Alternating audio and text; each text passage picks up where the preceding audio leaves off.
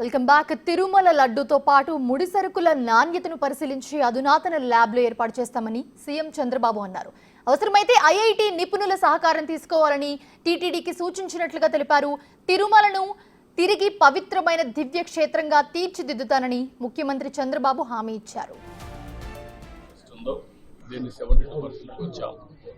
దాన్ని 90% తీసుకునే అవకాశం ఉంది. బయోడైవర్సిటీ కూడా ఫోకస్ చేయమన్నాను. అదే సమయంలో ఇక్కడ వాటర్ కన్జర్వేషన్ కూడా లాజికల్గా తీసుకుపోవాల్సిన అవసరం ఉంది.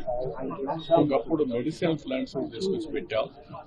ఇవన్నీ కూడా ఎందుకంటే ఒక పక్క బయోడైవర్సిటీ ఒకటి, రెండోది ప్రశాంతమైన వాతావరణాన్ని క్రియేట్ చేయడానికి అనుకూలమైన వాతావరణం చేయాలని చెప్పి ఉద్దేశంతో ముందుకు పోయాం.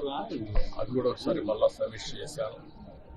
రెండోది పరిశుభ్రతని కూడా ఎక్కువ శ్రద్ధ పెట్టమన్నాం.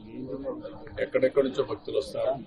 భక్తులు వచ్చినప్పుడు వాళ్ళకు కావాల్సింది వెంకటేశ్వర స్వామి నామం తప్ప ఇంకొకటి మాట్లాడే పరిస్థితి లేకుండా వాళ్ళు అన్ని విధాలు ఒక ప్రశాంతమైనటువంటి ఒక దివ్య క్షేత్రంగా ఇది ఎప్పటికప్పుడు ఉండాల్సిన అవసరం ఉంది.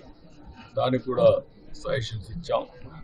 అదే మరి ఇక్కడ ఫుడ్ కూడా ఏదో ఫ్యాన్సీ ఫుడ్లే కాకుండా ఇక్కడుండే భక్తుల మనోభావాలకు అనుకూలంగా ఇక్కడ మన సాంప్రదాయాలకు అనుకూలంగా ఉంటే చాలా బాగుంటుంది.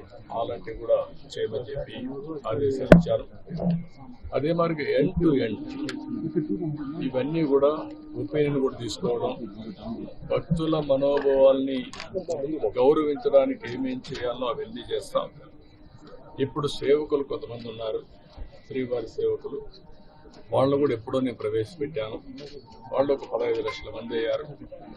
వాళ్ళు కూడా ఒక స్పిరిచువాలిటీ సైడ్ ఎట్లా తీసుకెళ్ళాలి, వాళ్ళల్లో కూడా భక్తి భావం ఎట్లా పెంచాలి, ఇక్కడే కాకుండా నిజ జీవితంలో కూడా వెంకటేశ్వర స్వామి శ్రీవారి సేవకులు ఉన్నప్పుడు